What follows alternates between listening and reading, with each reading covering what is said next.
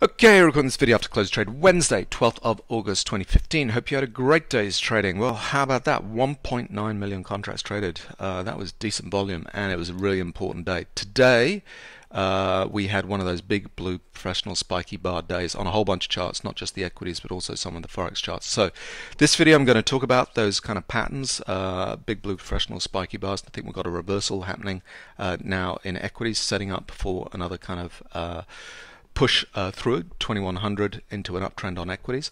Want to talk about the intraday patterns because it was a classic, it was a doozy in terms of the intraday reversal that we got on the tip bar charts, the 1545, and then need to revisit the Forex charts because on Forex, you know, I was kind of bullish on dollar index, but with the activity over the last 4 or 5 days, kind of changed my tune on that. So I want to show you those charts.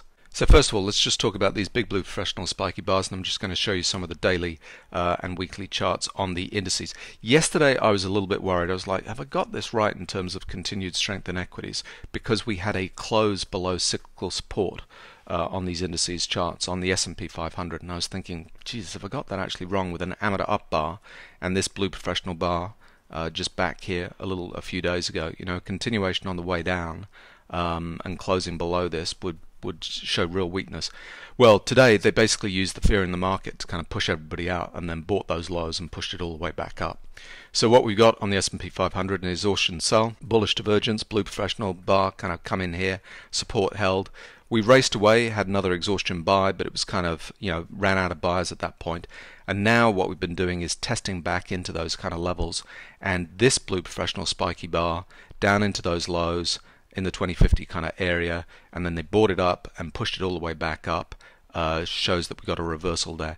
Big blue professional spiky bars are really helpful because they show you on days like this the professionals are really active. The amateurs are scared shitless because they think the market's kind of breaking down, and they're either expecting a massive downtrend, or you know, that kind of volume is used to shake out, you know, the weak hands, and the professionals kind of step in. That's what they did. They kind of brought it all the way back up. Now we need confirmation. We need, you know, the continuation of the move tomorrow. And kind of getting going, but potentially this is the move, the kind of shakeout that gets us going into the remainder of this uptrend. Because, you know, frankly, we've just been sitting around in this kind of wide range for a good long time, since the beginning of the year, really. Anyway, so that was the S&P 500, big blue professional spiky bar, testing into those lows, and Nasdaq, same deal. And it was closing yesterday below this cyclical support, and that's what kind of got me worried. But now we've got exhaustion sell, bullish divergence, flush, kind of gone in. They've spiked it down, bought up that kind of fear. Dow, same thing. Dow's pretty weak though. If you look at the lows, you know, the other charts we're kind of testing into those lows. Here we're breaking to new lows, but still, you know, similar pattern, bullish divergence, kind of playing with those closing below that cyclical support there, which is kind of showing the weakness.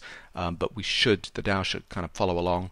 And then here's the Russell, same deal, a little bit stronger. You know, we're just closing back. I don't think we had a close below that cyclical support, but this one is a nice close above it, you know, having topped out with Rambo patterns up here.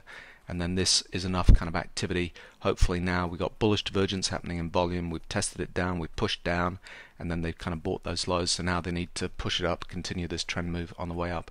When we break down below these cyclical supports, I always check the next time frame up to see if we're being caught by a cyclical support on the next highest time frame. So if you look at the weekly charts for the same indices, you'll see this is, let me show you this S&P 500 first of all. So here we're being caught. Cyclical support has come in on the weekly chart to kind of catch the downtrend. So we can overshoot a little bit on one time frame, and then the next time frame up, if we've got cyclical support that kind of can catch the move, that can be, you know, the signal that we're still strong. We need to close above these, you know, the highs of this kind of week and kind of get this thing going, but we're being caught by cyclical support there. Here's the Russell. The Russell was a break. We had break, and so with this one we are bouncing off resistance, so resistance becomes support. The Nasdaq will be the same thing. We broke into an uptrend. We're now bouncing off that cyclical resistance, so resistance becomes support. And here's the Dow. So there's that being caught by a cyclical support in the next highest time frame. So I'm still expecting kind of continuation of equities, but my God, it's been pretty jumpy over the last kind of few days, up and down and up and down. But this one of these big blue professional spiky bars is really helpful in terms of determining where the professionals have stepped in. So To show you the better trend line chart, because it just shows we've been in this consolidation kind of zone for so long. Better trend line prints consolidation between falling and rising trend lines as white bars here.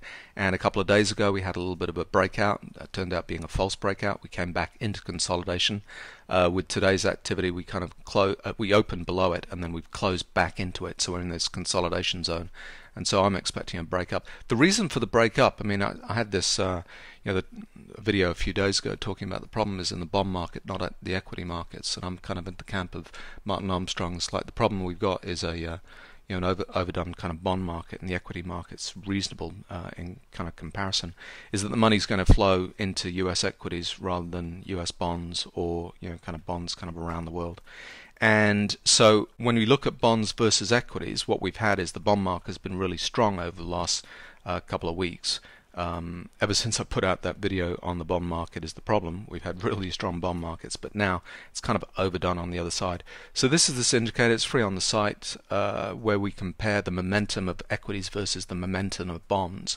And to get them on the same chart on TradeStation, you have to use things that come out of the same exchange. So we're using SPY, the ETF for equities, versus TLT, which is the ETF for bonds, and comparing the momentum of one versus the other. And so when the momentum kind of goes to lows here, we print red bars, which shows oversold equities and overbought bonds, and that kind of shows local buys here for the equity market kind of down here. Similarly, oversold on bonds and overbought on equities gives us white bars here.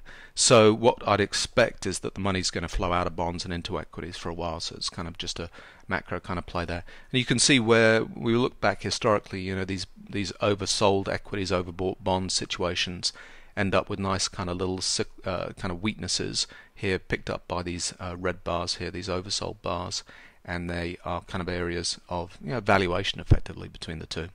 So that's what I'd like to see, kind of continuation of the bond market kind of breaking to new highs here. And the reason for the bond market kind of rolling over is if we look at the daily and the weekly chart. Daily chart had a whole bunch of blue professional bars kind of come in here, and today's activity was a spike up, closing on the lows. That's kind of a weak pattern there, and it's being caught by resistance in the next highest time frame. So the weekly chart we're going to put in pullback to end of trend kind of going on here, and I'm expecting this to kind of roll over. So let's wait and see. The strength in the bond market is that's not surprised me to the upside, but it's kind of overshot a little bit further than I would really like here. But anyway, that's what's kind of gone on. But potentially it's coming into resistance with an end of trend move there. So that's kind of the macro picture, these big blue professional spiky bars. I think what's happening in equities is we kind of had a shakeout today, kind of scared everybody down at the 2050s, and then the professionals kind of stepped in and said thank you very much, and we push it back up. But we need continuation in the next couple of days. This is it. We need to continue higher and higher the next couple of days to show that uptrend is in place. We've had a couple of false breaks over the last week or so, and this one is the real important one. So in terms of intraday charts, I mean, it was a doozy in terms of reversal. Let me first of all point out where 11 a.m. is in terms of this chart. This is the 1500 tip bar chart. So there's 11 a.m. as we're coming and testing back down. Always say look for intraday trades to reverse before 11 a.m. If the intraday trade has not reversed by 11 a.m., then it's continuation day. It's going to continue in the trend direction that we had for the morning session. Well, the morning session was a really nice kind of strong sell-off, but then by 11 a.m. we were testing those lows. And it's a great series of patterns here.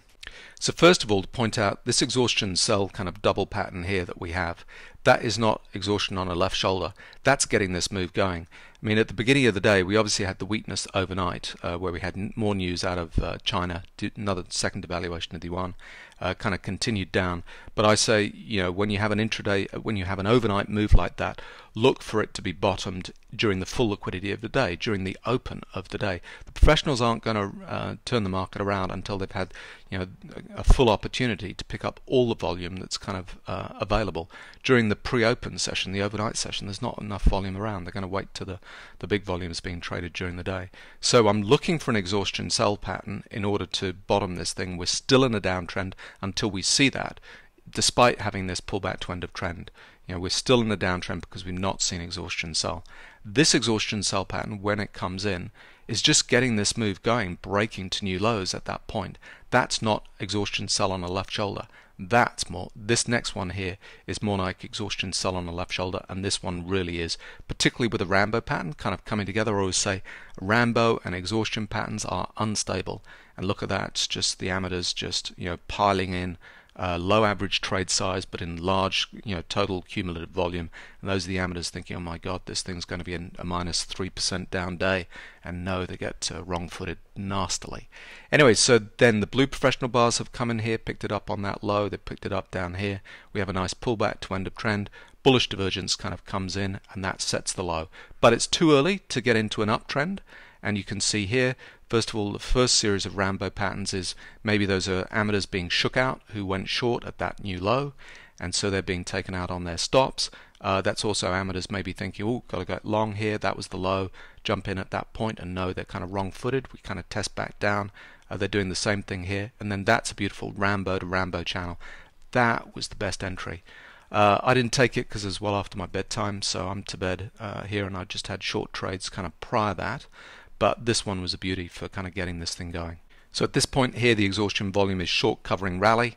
The professionals come back in on those down bars. The amateurs get wrong-footed. It's weak selling, little bullish divergence pattern kind of going on there. And then as soon as we start kind of getting going, these blue professional bars are breaking above this kind of consolidation zone. That's getting the move going. That's jumping the creek. And the creek is this, the resistance here. And as soon as we do that, bang, we're breaking into an uptrend. So on the 1500 tip bar chart, I kind of had everything going for it. It's my trifecta. We got, you know, volume momentum, we got exhaustion and bullish divergence come in. We got blue professional bars kind of picking up the lows and then testing with amateur bars. And then better sine wave gives us a beautiful pullback to end of trend, bouncing off support, and then into an uptrend. And it happened to be this little pattern down on 4500 tip bar chart was a nice pullback to dirty end of trend here with cyclical support comes in, exhaustion sell, bullish divergence, and so on. So really nice pattern there. Now in terms of the higher time frame tip bar chart, I'm just going to show you the 13,500 tip bar chart. This is the last 3 days trade. So this is the Chinese announcements, yuan devaluation, kind of pre-open, get these things kind of going. And then now with this activity today, all these blue professional bars, exhaustion sell kind of happened here on the 13,500 tip bar chart. It's caught us at 2050, and we're breaking into an uptrend on these time frames here. So there we go, a little bit of a kind of a rip through those charts in terms of big blue professional spiky bars on those daily charts, intraday charts showing the setup on the tip bar charts, and then just want to show you the dollar index charts, because a few days ago I was saying I'm still kind of bullish on the dollar index, but then with the activity that we had over the last couple of days I'm kind of changing my tune. So this was the bit that kind of I thought, well, that's good, that's a U-turn. You know, blue professional down bar, blue professional up bar, that looked like a U-turn happening in the dollar index here. But then we had a blue professional down bar that we kind of continued through the lows of that, and then with today's activity, bang, they really sold the dollar down, and we're kind of breaking below that consolidation zone. And I've been saying that this whole area here within this zone is really kind of critical, and that looks like it's got the makings. We're below cyclical resistance here. We got the makings of the continuation on the way down, so they've not been able to capture it here in terms of holding those lows, and we're closing back down below the lows of these blue professional bars. Euro, so here we go on the Euro chart, on the daily chart, pullback to end of trend, exhaustion sell, flush patterns, exhaustion buying, kind of getting this thing going, and then those Rambo patterns the other day that I was saying, you know, we bounce off those. That's not particularly got me worried in terms of an area that we might change direction, because we had this blue professional bar where it was kind of weak afterwards, but then they stepped in here, and then they've stepped in here, and we got cyclical support below this bar, kind of holding it up at the moment. So with that pattern, that one's gotten broken in terms of its usefulness to us in terms of signals. We're closing above the high of that, and then all of a sudden this is looking like, you know, a bottom being formed in the euro. Maybe the news out of Greece is really good. So there we go.